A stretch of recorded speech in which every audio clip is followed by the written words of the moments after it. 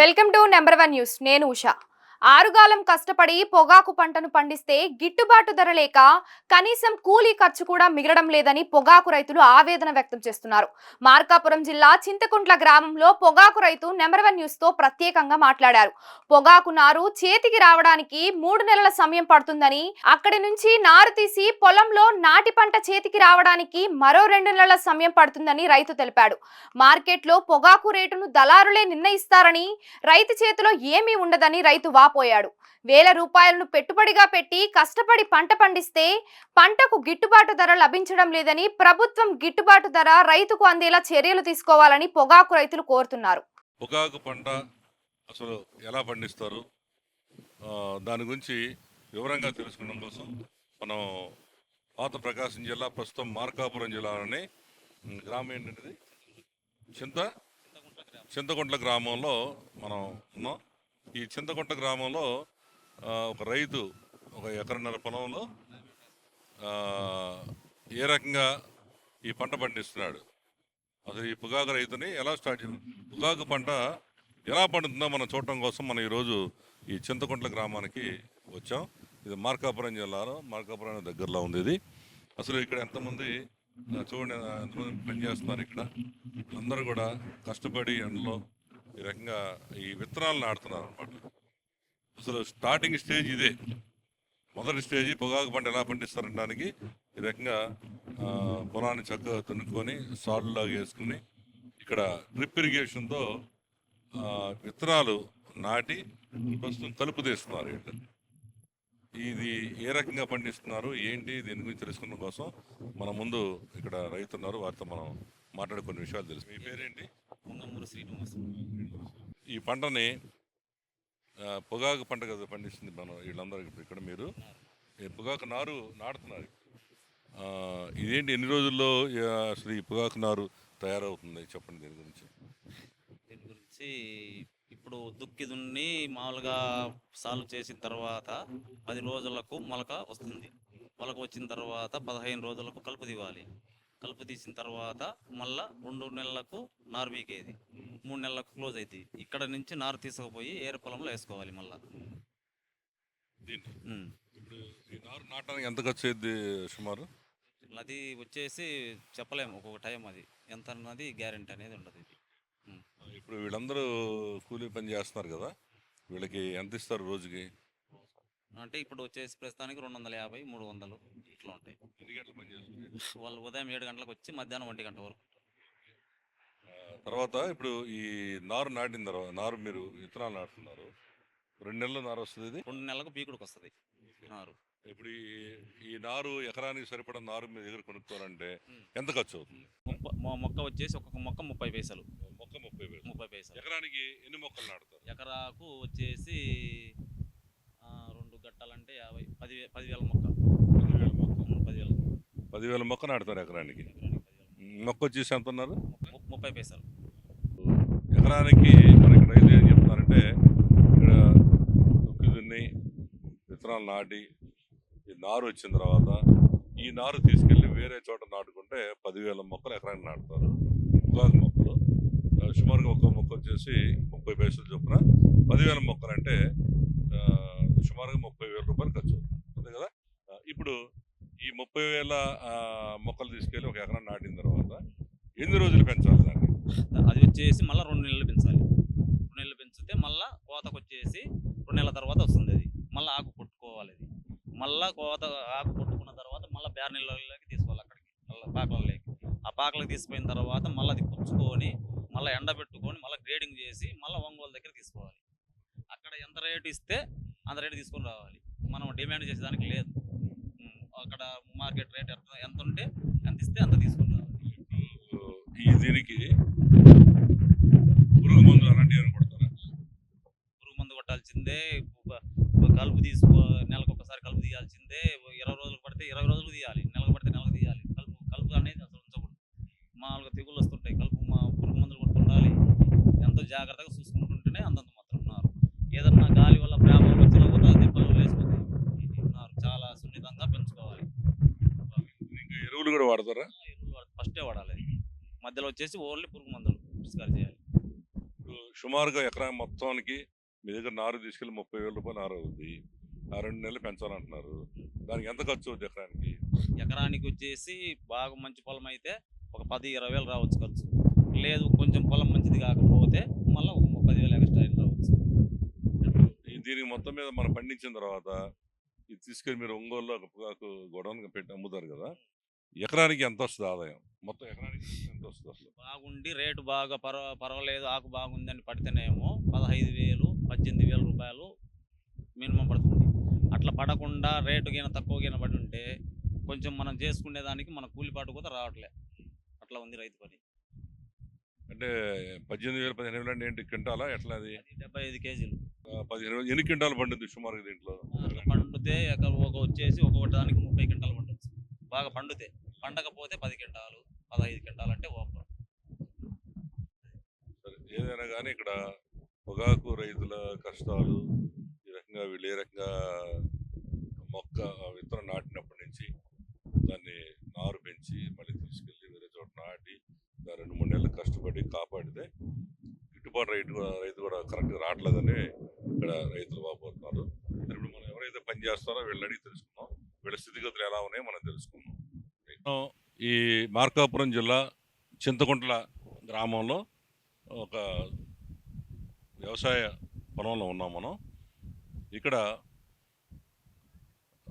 పొగాకు పంట ఎలా పండిస్తున్నారు ఏంటో మనం తెలుసుకోవడానికి వచ్చాం. ముఖ్యంగా వీళ్ళందరూ గ్రామీణ ప్రాంతాలను సామాన్య కుటుంబ మహిళలు. వీళ్ళు కష్టపడితే ఎండలో ఇక్కడ పనిచేస్తున్నారు. వాళ్ళ గురించి మనం తెలుసుకుందాం, వాళ్ళ స్థితిగతులు ఏంటో. అమ్మ మీ పేరేంటి చెప్పండి? అనురాధ. అనురాధ. మీకు ఇక్కడ ఎంతమంది, ఇక్కడ ఎన్ని గంటల నుంచి ఎప్పుడు దాకా పనిచేస్తారు రోజు? పొద్దున 7 గంటల నుంచి 1 దానక 1 దానక. ఇప్పుడు మీరు రోజు పనిచేస్తున్నందుకు ఎంత ఇస్తారమ్మా? రోజుకు 250, సాయంత్రం అయితే 100. రోజు 250 ఇస్తారు. మీకు ఎంతమంది పిల్లలు? నాకు 2 ఒక అమ్మాయి ఒక అబ్బాయి.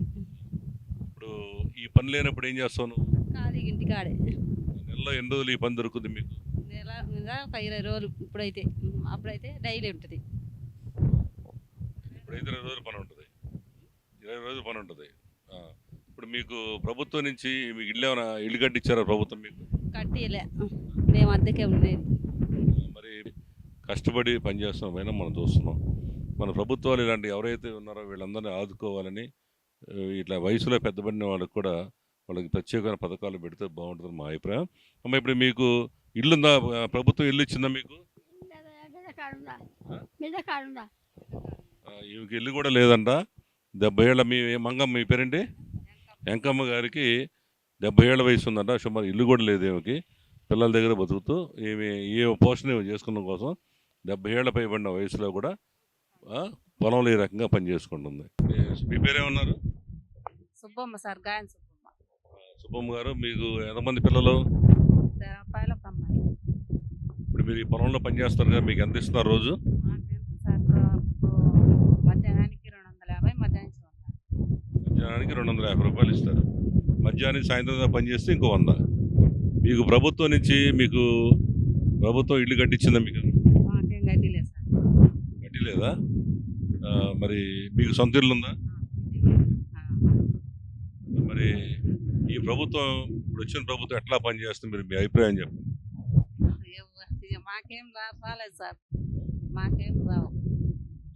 పింఛన్లు మంచెలు మాకేం. ఓటు వేసినందుకు ఎంత ఇచ్చారు మీకు? మాకేమేం తీసుకోలేదు. మరి చూడండి, పెన్షన్ కూడా ఏం రావట్లేదంట, ప్రభుత్వ పథకాలు ఏమి అందట్లేదంట. మరి ఇంకొక విషయం ఏంటంటే ఓటుకు కూడా డబ్బులు తీసుకోకుండా ఓటు వేసిందంట ఈవిడ. ఓటు వేసావు అసలు? ఓకే, ఓటు ఉంది, ఓటు వేసింది, కనీసం ఓటుకు కూడా ఎవరు డబ్బులు ఇవ్వలేదు. పెన్షన్ కానీ ప్రభుత్వ పథకాలు ఏమి రావట్లేదు. నాకు ఎవరి పని వాళ్ళు చేసుకుని ఈ రకంగా కాయ కష్టాలు చేసుకుని పొలాల్లో బతుకుతున్నారు. ఇంకేంటమ్మా మీకు ఏంటి, మీరు ప్రభుత్వాన్ని మీరు చెప్పుకునేది ఏమైనా ఉందా? మీకు ఏమైనా ఏం కావాలి మీ పథకాలు? మీరేంటి, మీరు ఏ కులం? మీరు కూడానా రెడ్డీసే? మరి చూసారా, మన వాళ్ళు ఏమనుకుంటారంటే ఒక బీసీలు ఎస్సీలు వీళ్ళే కావాలా, లేని వాళ్ళు అనుకుంటారు. ఇక్కడ అంతా ఎక్కువ రెడ్డి కులానికి సంబంధించిన వాళ్ళందరూ కాయ కష్టం చేసుకుని బతుకుతున్నారు. ఇది కూడా మన సామాన్య చేతిలో సామాజిక కష్టం నంబర్ 1 న్యూస్ మీ దృష్టికి తీసుకొస్తుంది. ఎందుకంటే ఇక్కడ అందరూ ఉన్నది సామాన్యులే. వీళ్ళు ఎండలో కష్టపడి పని చేస్తుంటే మరి మేము ఇలా కష్టాలని మీ ముందుకు తీసుకురావడం కోసం మనం వీళ్ళ కష్టాలను తీసుకురావడం కోసం ప్రభుత్వం దృష్టికి తీసుకెళ్తున్నాం. అట్లా మన కొబ్బరి రైతులకు కూడా రైతుల కష్టాలు మనం తీసుకెళ్ళాం. అట్లాగే మనం ఈ రోజున పొగాకు రైతులు, అసలు పొగాకు రైతుల ఇబ్బందులు ఏంటి, ఈ కూలీల పరిస్థితి ఏంటి, ఇవన్నీ కూడా మనం చెప్పడం కోసం ఇవాళ ఈ మార్కాపురం జిల్లాలో మారుమూల ప్రాంతమైన చింతకొండల గ్రామానికి వచ్చి స్వయంగా వీళ్ళతో పాటు మన కష్టాలు మనం చూపిస్తున్నాం. ఇక్కడ మన అనేక మంది మహిళా కూలీలు పనిచేస్తున్నారు కదా, వీళ్ళల్లో మరొకరితో మాట్లాడదాం, ఆ సమస్యలు ఏం చెప్పు చూద్దాం. అమ్మా మీ పేరేంటి? గాయం కృష్ణవేణి. గాయం కృష్ణవేణి. ఇప్పుడు మీరు ఏంటి ఇక్కడ ఉన్న మీ ఇబ్బందులు ఏంటి చెప్పండి. రైతు పరంగా చేస్తున్నాము. రైతు పరంగా చేస్తున్నాము. ఇది పొలం పని చేసి చేస్తేనేమో నట్ట పరిహారం వచ్చింది. ఈ ముందున కూలీలేమో లేకపోయా, ఈ నారేమో రాకపోయా. ఈ పెట్టుబడి ఏమో వచ్చిన వాళ్ళకేమో డబ్బు ఏమో కట్టాలనా. ఒక పాల కొద్దిగా కొద్దిగా ఎకరా పొలం ఉంటేనేమో నట్ట పరిహారం వచ్చి అవి అమ్ముకోవాల్సి వచ్చా. ఇంకా రైతు నట్ట పరిహారం వచ్చి ఆత్మహత్యలు చేసుకుంటుంటే ఇండ్లు వాకిలు లేపాయా, పిల్ల ఎట బతకాలి. ఇంకా అది మా పరిస్థితి. ఏం బాగు చేస్తే మాకేమో నట్టం వచ్చింది, మేము ఎట బతకాలి. మీరు రైతా? మేము రైతు. ఈ పొలం మీదేనా? మా బావది. ఇప్పుడు మీ పేరేమన్నావు? కృష్ణవేణి. కృష్ణవేణి గారు ఏం చెప్తున్నారంటే, ఈమె ఈ పొలం పండించుకునే రైతు ఈ నష్టాలు వస్తున్నాయి, వ్యవసాయంలో బాగా ఆత్మహత్య చేసుకునే పరిస్థితి వస్తుంది, మరి గిట్టుబాటు ధర లేదు, అన్నీ కూడా పెరిగిపోయినాయి అని చెప్పి ఈమె ఆవేదన వ్యక్తం చేస్తుంది. మరి ఈ రకంగా పొగాకు రైతుల్ని ప్రభుత్వం ఎంతైనా ఆదుకోవాలని చెప్పి మనం కోరుతున్నాం. పేరు చెప్పమ్మా. మొగలాలి. మాకైతే పనులు లేవు సార్. మేమైతే ఎన్ని రోజుల నుంచి ఖాళీగానే ఉన్నాము. ఎట్ట బతకాలి మేము చెప్పు. ఏమి పాడైపోయినాయి, ఎట్ట బతకాలి. పనులు లేకపోయి రైతులు పాడైపోయినారు. పోవటానికి ఏం పనులు లేవు, వర్షాలు పట్టలే, ఎట్ట బతకాలి చెప్పు. పాప చదువుతుంది, పాపకు డబ్బులు లేవు పెట్టడానికి. ఏమిటి నేను పెట్టాలి? చదువేం పూర్తి కాదు, బీటెక్ అయిపోయింది.